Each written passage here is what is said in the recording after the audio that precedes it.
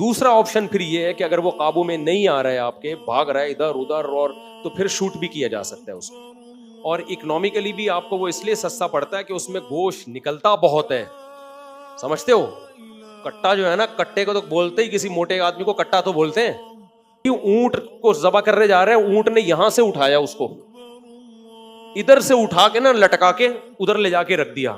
بڑا تمیز کا اونٹ تھا وہ، تو اس کو گولی سے شوٹ کریں، لیکن وہ گولی کا شوٹ سے اگر مر گیا تو حلال نہیں ہوگا. بھائی قربانی سے متعلق کچھ مسائل سن لیں. پہلی بات، بھینس کی قربانی واجب ہے، اس پر میں بیان میں آج ڈیٹیل میں بتا چکا ہوں، ٹھیک ہے نا. نمبر 2، گھر کے سربراہ کی طرف سے ہے، سب کی طرف سے ہوگی یا نہیں ہوگی، یہ مسئلہ بھی مدلل بیان کر چکا ہوں. تیسری بات، بھینس کی قربانی بھی آج کل ایک اختلافی مسئلہ ہے. بھینس کی قربانی پر اجماع رہا ہے، اب اختلاف ہو گیا اس میں. پہلے اہل حدیث حضرات بھی اس کو جائز ہی سمجھتے تھے، بلکہ ہم بچپن میں اہل حدیث حضرات سے پوچھتے تھے کہ اگر ہر مسئلہ قرآن و حدیث میں ہونا ضروری ہے تو بھینس کی قربانی کو تم کیوں جائز کہتے ہو؟ بھینس کا تو ذکر ہی نہیں ملتا. تو یہ تو ہم ان کو حجت تمام کرنے کے لیے کہتے تھے کہ ہر مسئلے کا آپ کہتے ہو نا قرآن حدیث میں صراحتاً ذکر ہونا چاہیے. بھائی صراحتاً ہر مسئلے کا ذکر نہیں ہوتا. تو پھر ہم ان سے پوچھتے تھے بچپن میں کہ پھر آپ بھینس کی قربانی کو جائز کیوں کہتے ہو؟ تو وہ نہیں جواب ہو. اب کیا ہے کہ اب ہم دیکھ رہے ہیں ایسے اہل حدیث ہیں جو کہہ رہے ہیں بھینس کی قربانی جائز نہیں ہے. تو یہ مسئلہ بعد میں چینج ہوا ہے. تو خوب سمجھ لیں، بھینس کی قربانی کو ہم جائز کیوں قرار دیتے ہیں. اس کی وجہ یہ نہیں ہے کہ ہم بھینس کو گائے پر قیاس کرتے ہیں. قربانی کے مسائل توقیفی ہیں، ان میں کسی جانور کو کسی پہ قیاس نہیں کیا جا سکتا. اگر قیاس کو ہم جائز سمجھتے تو ہم ہرن کی قربانی کو بکرے پہ قیاس کر کے جائز کہتے. سمجھتے ہو؟ اور ہم نیل گائے کی قربانی کو اس گائے پر قیاس کرتے کہ دونوں کے گائے بھی کہتے ہیں اور سائز بھی تقریباً ایک جیسا ہوتا ہے، بس ایک میں پھرتیلی زیادہ ہے اور اس میں پھرتیلی کم ہے. تو قیاس تو جب ہوتا ہے، یہ قیاس تھوڑی کیا ہے. یہاں قیاس جائز نہیں ہے کیونکہ یہ 4 جانور ہیں جن کے اللہ نے ہمیں قربانی کا حکم دیا اور وہ توقیفی ہیں، ان پہ قیاس نہیں ہو سکتا. تو سوال پیدا ہوتا ہے پھر ان 4 میں بھینس تو نہیں ہے. تو اس کا جواب یہ ہے کہ بھینس کو گائے پر قیاس نہیں کیا ہے، گائے کے ساتھ لاحق کیا ہے. لحاق ایک الگ چیز ہے، قیاس ایک الگ چیز ہے. یہ 4 جانور جو جائز ہے نا، یہ کیوں؟ اصل میں 4 چوپائے ہیں جو اہلی ہیں، پالتو ہیں، اور ان میں خاص قسم کے مفاد ہیں. تو اس معنی میں بھینس اور گائے ایک ہی چیز ہیں. اس کے بھی وہی مقاصد ہیں جو گائے کے مقاصد ہوتے ہیں، اور وہ بھی گھریلو ہے، وحشی جانور نہیں ہے. تو قربانی کے جانوروں کی جو جواز ہے نا، اس کا تعلق گھریلو چوپائے ہونے اور گھریلو چوپائے نہ ہونے سے. اب ہمارے جو اہل حدیث بھائی ہیں وہ کیا کرتے ہیں، ہمیں میڈیکل سائنس کے ثبوت اور عرف پیش کرنا شروع کر دیتے ہیں کہ بھائی دیکھو گائے میں اور بھینس کے ایٹیٹیوڈ میں بڑا فرق ہے. گائے پھرتیلی ہوتی ہے، بھینس سست ہوتی ہے. گائے کے لیے الگ قسم کا موسم چاہیے، بھینس کو الگ قسم کا موسم چاہیے. دونوں کے دودھ کے ٹیسٹ میں فرق ہوتا ہے. اس کا جواب یہ ہے کہ یہ وہ فرق ہے ہی نہیں جو شریعت میں معتبر ہو. یہ وہ فرق نہیں ہے جو شریعت میں معتبر ہو. شریعت میں معتبر فرق جو ہے نا قربانی میں، وہ چوپایا ہونا یا نہ ہونا اور اہلی ہونا یا نہ ہونا. اہلی کا مطلب پالتو. اسی وجہ سے نیل گائے جو ہے نا اس کی کیوں جائز نہیں ہے. وہ گائے جیسی تو بہت سی چیزوں میں ہے لیکن وہ وحشی جانور ہے، پالتو نہیں ہے. ہرن کی قربانی کیوں جائز نہیں ہے؟ اس لیے کہ وہ پالتو جانوروں میں نہیں ہے، وہ جنگلی جانوروں میں آتا ہے. یہی وجہ ہے کہ یوک کی جو قربانی، یاک کہتے ہیں، یوک کہتے ہیں، پتہ نہیں کیا کہتے ہیں اس کو، یاک کی قربانی میں بھی علماء یہی بیان کرتے چلے آئے ہیں کہ اگر پالتو ہے، پل جاتا ہے گھروں میں، پلنے والا جانور ہے تو پھر جائز ہے، اگر جنگلی ہے تو جائز نہیں ہے. تو گائے اور بھینس کے جو مفاد ہے نا وہ بالکل سیم ہے. اس کو بھی گھر میں باندھ کے کھلایا جاتا ہے، بھینس کو بھی گھر میں باندھ کے کھلایا جاتا ہے، اور اس سے بھی دودھ حاصل کرنے کے لیے پالا جاتا ہے، اس کو بھی دودھ حاصل کرنے کے لیے پالا جاتا ہے. وہ بھی جگالی کرتی ہے، وہ بھی جگالی کرتی ہے. تو ہم نے ایسا نہیں کیا کہ بھینس کو گائے پر قیاس کی ہے. ہم نے کہا گائے کا جب شریعت نے اجازت دی ہے تو بھینس اس اجازت میں خود بخود داخل ہے. اس کی ایک مثال دیتا ہوں. قرآن کہتا ہے ماں باپ کو اف مت کرو، ہے نا. اب کوئی کہ گالیاں دینا جائز ہے، اور گالیوں کو میں قیاس کر رہا ہوں اف پر. سوری، گالیاں دینا بھی حرام ہے گالیوں کو میں قیاس کر رہا ہوں اف پر, کہ جب اف کہنا حرام ہے تو اس پر قیاس کر کے میں نے کہا کہ گالیاں دینا بھی کیا ہے, حرام ہے. ہم کہیں گے گالیوں کو اف پر قیاس نہیں کیا جائے گا, گالیاں اف کے حکم میں داخل ہیں, کیونکہ اف سے لفظ اف مراد نہیں ہے. اف کا مطلب ہے تکلیف دینا, تو تکلیف میں گالیاں تو بطریقہ اولا داخل ہوں گے کہ نہیں ہوں گی. تو جب اسلام نے کہا نا یہ 4 جانور ہیں, تو یہ 4 جانور نہیں ہیں, ان جانوروں میں کچھ چیزیں قدرے مشترک ہیں, تو جو بھی ہوگی اس میں وہ یہی 4 میں ہی داخل ہوگا. وہ سمجھتے ہو, چاہے طور طریقوں میں فرق کی کیوں نہ ہو. اگر طور طریقوں میں فرق سے حکم تبدیل ہونا ہوتا تو پھر گایوں میں بڑا فرق ہوتا ہے. عرب میں جو گائے حلال تھی وہ پنجاب کی گائے ویسی ہے ہی نہیں بھائی. عربوں میں جب قرآن نازل ہوا, گائے ذبح کرنے کا حکم دیا, تو کون سی گائے تھی؟ وہ تو سعودی عرب کی گائے تھی نا, مکہ مدینہ کی گائے تھی. اس کو الگ موسم چاہیے, پنجاب کی گائے کو الگ موسم چاہیے, آسٹریلیا کی گائے کو الگ موسم چاہیے. سب کے دودھوں میں بڑا فرق ہے, سب کے لائف اسٹائل میں بہت فرق ہے. آسٹریلیا کی گائے عرب کی گرمی برداشت ہی نہیں کر سکتی ہے. ہماری بھینس تو برداشت کر لے گی, لیکن آسٹریلیا کی گائے برداشت نہیں کر پائے گی. آسٹریلیا کی گائے میں دودھ زیادہ ہے, گائے کم ہے, اور ہماری گائے میں گائے زیادہ ہے, دودھ کم ہے. تو اتنے سارے, اگر فرق کی وجہ سے حکم تبدیل ہوتا تو پھر تو بہت سارے فرق, خود گایوں میں بہت فرق ہے. آپ گلگت کی گائے کو دیکھو, اتنی سی ہوتی ہے, جتنا مرضی کھلا دو اس سے زیادہ قد نہیں بڑھے گا, جتنا مرضی کھلا لو. اور وہ پہاڑوں پہ چڑھ کے نا ان کے مسل بہت مضبوط ہو جاتے ہیں. یہ والی گائے یہ اسپیڈ بریکر پہ نہیں کراس کر سکتی, یہ پہاڑ پہ کہاں سے چڑھے گی. تو اگر دونوں کے ایٹیٹیوڈ میں فرق شریعت میں معتبر ہے تو گائے اور بھینس میں اتنا فرق نہیں ہے, پنجاب کی گائے اور پنجاب کی بھینس میں, جتنے عرب کی گائے اور گلگت کی گائے میں فرق ہے, آسٹریلیا کی گائے اور انڈا موڑ کی گائے میں فرق ہے. بہت فرق ہے ان کے طور طریقوں میں, ان کے لائف اسٹائل میں, دودھ کی کوالٹی میں بڑا فرق ہے, سمجھتے ہو. لیکن یہ فرق شریعت میں معتبر نہیں ہے, کیونکہ وہ بھی باندھ کے کھلایا جانے والا جانور ہے, اہلی ہے, یہ بھی پالنے والا جانور ہے. تو اس لیے چوپایا ہو پالتو ہو, یہ ہے اصل.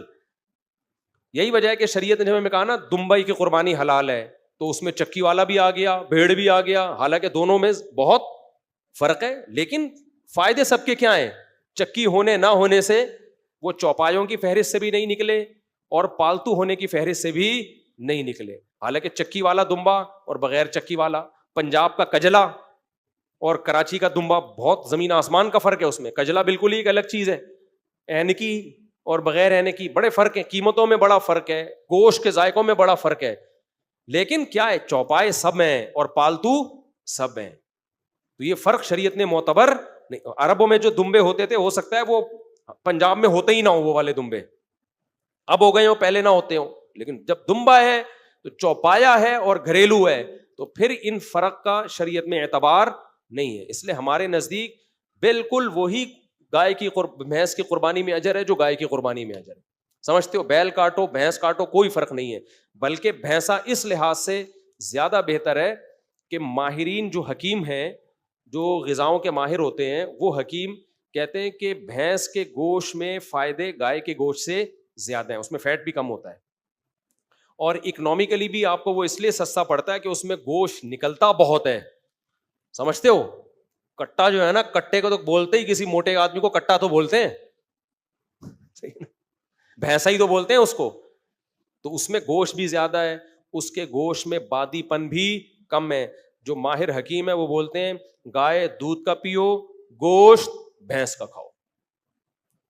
اب اگر کہیں بھینس کے گوشت صحیح نہیں ہے تو وہ بڈی بھینسیں جو ایکسپائر ہو چکی ہوتی ہیں ان کو ذبح کر رہے ہوتے ہیں. لیکن اگر کٹے کو آپ ذبح کرو نا تو کٹے کا گوشت مطلب بولے کٹا ہی ہوتا ہے بھائی. البتہ ہمارے ہاں کٹا اس لیے قربان نہیں کیا جاتا بھینسا کہ وہ ہوتا کم بخت اتنا طاقتور ہے اور اتنے مسلز ہوتے ہیں اس میں گوشت سے بھرے ہوئے کہ قصائی گرانے کے چکر میں 2-4 قصائی خود گر جاتے ہیں. یعنی قصائی اس کٹے کو گرائے اس سے پہلے کٹے کا خطرہ ہوتا ہے کہ اس کی گردن اتنی, ہمارے ایک دوست لے کر آ گئے تھے 2 سال پہلے, وہ گردن ہی کنٹرول میں نہیں آ رہی کسی کی, اتنی بڑی گردن ہے اس کی, وہ ہلی وہ جگہ سے ہی نہیں کوئی ہلا پا رہا.